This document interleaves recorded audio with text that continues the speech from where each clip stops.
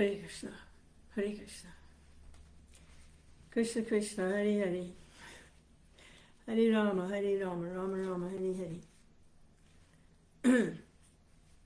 I used to go online and read and do videos all the time. And for the last couple of years I haven't done anything. So tonight I felt a little inspired to just try to make some live presentation and read a little something from here. It's a really nice little book. It's excerpts from The Nectar of Devotion, which is a summary study of the Bhakti Rasamrita Sindhu, a manuscript written by Rupa Goswami 500 years ago. Bhakti Yoga. It's just a little book, and it's very nice to just give to people, or just to distribute just so people can become a little familiarized with Hare Krishna movement. So this is from the back cover here. We get some idea of what's going on inside the book. So this is the back cover. Here, what we call love is all too temporary. But in the kingdom of God, the profound loving exchanges Lord Krishna enjoys with his dearest devotees are eternal. Bhakti Yoga teaches us how to enter into that realm of eternal love. His Divine Grace, A.C. Bhaktivedanta Swami Prabhupada. There's a nice picture of Prabhupada here. He's translating and writing. You can see Prabhupada.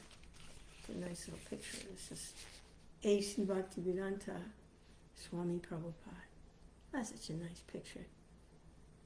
You can see he's very intent on what he's writing. Very intent. Okay. So His Divine Grace, A.C. Bhaktivedanta Swami Prabhupada, the world's foremost master of the art of Bhakti Yoga, presents its basic principles in this introductory book. Srila Prabhupada came to America in 1965 at the age of 69 to fulfill his spiritual master's request that he teach the science of Bhakti Yoga throughout the English-speaking world. In a dozen years, he published some 70 volumes of translation and commentary on India's Vedic literature. And these are now standard in universities worldwide. Meanwhile, traveling almost non-stop, Srila Prabhupada molded his international society into a worldwide confederation of ashrams, schools, temples, farm communities. He passed away in 1977 in Vrindavan, India, the place most sacred to Lord Krishna. His followers are carrying forward the movement he started. It's really nice little introduction to Prabhupada's. What's going on here? So this is that's just on the back cover. This is the actual introduction to the little booklet. So, love is one of the words we use most and understand least. The problem is that there are many kinds of love. One of the distinctions we can make between different kinds of love has to do with time and duration, how long love lasts. Some love lasts a few days. Some lasts a lifetime. And some last forever. Most lovers aspire for the latter, but in vain. Love between bodies is bound to be temporary, because the lovers' bodies are temporary. But what about the soul? Will the lovers not meet in the eternal spiritual world and there enjoy deathless love? Perhaps. But the question is, how do we get to the spiritual world?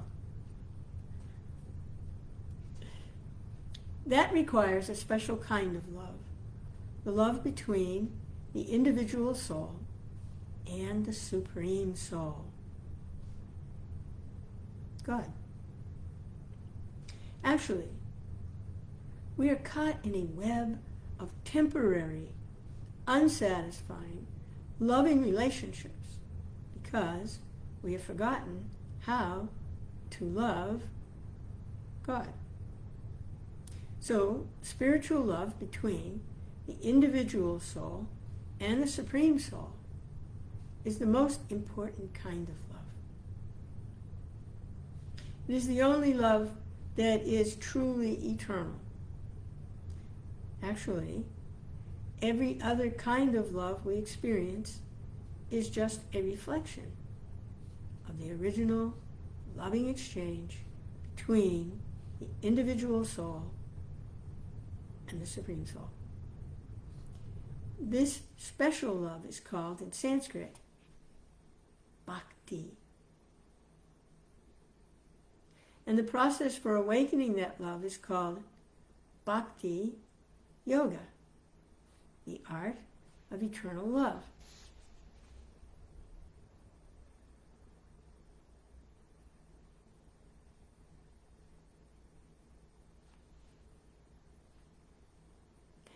Bhakti involves three things: the lover, the beloved, and the loving relationship. In Bhakti, all three are eternal. The lover, the individual soul, is eternal. The beloved, the Supreme Soul, is eternal. And the loving relationship, Bhakti, is also eternal. In the 16th century, an extremely advanced expert in Bhakti Yoga named Srila Rupa Goswami wrote a handbook on its theory and practice.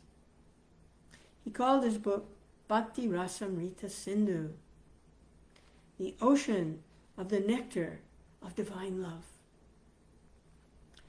For a long time, its secrets remained locked in the ancient Sanskrit language.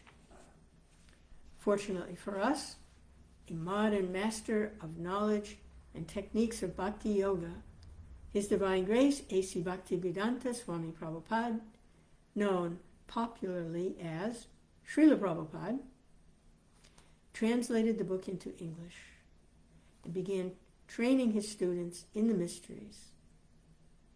Srila Prabhupada titled his translation, The Nectar of Devotion. Love, in its material manifestation, is usually associated with places. A city like Paris in the springtime, or a beach where one walked with one's beloved. In the same way, spiritual love is also associated with places. The highest such place is Vrindavan, an earthly manifestation of the eternal spiritual place, where God enjoys loving pastimes with his eternal associates in the spiritual sky. In Vrindavan, there are many temples, and one of them, the Radha Damodar temple, is forever associated with Rupa Goswami because his physical form is interred there. A small memorial to him, called a samadhi, rises in one of the temple courtyards. before he came to America in 1965. Srila Prabhupada lived in a quiet room in the Radha Damodar temple. And through his window, he could see and draw inspiration from the samadhi of Rupa Goswami.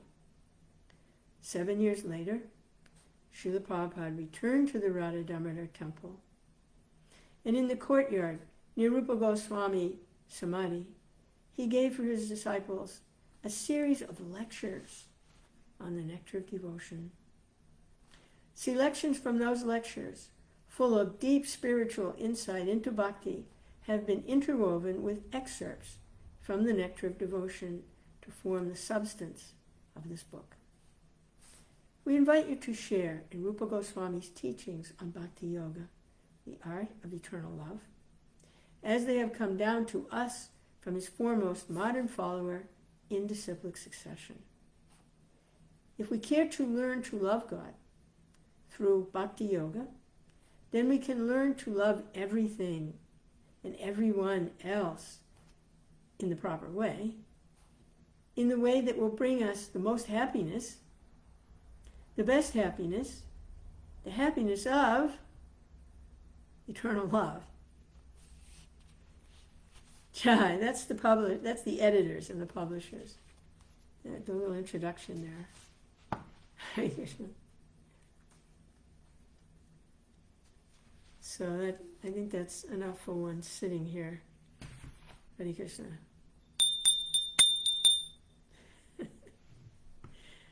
Jai, Haribol. Hare Krishna, Krishna Krishna, Hare Hare. Hare Rama, Hare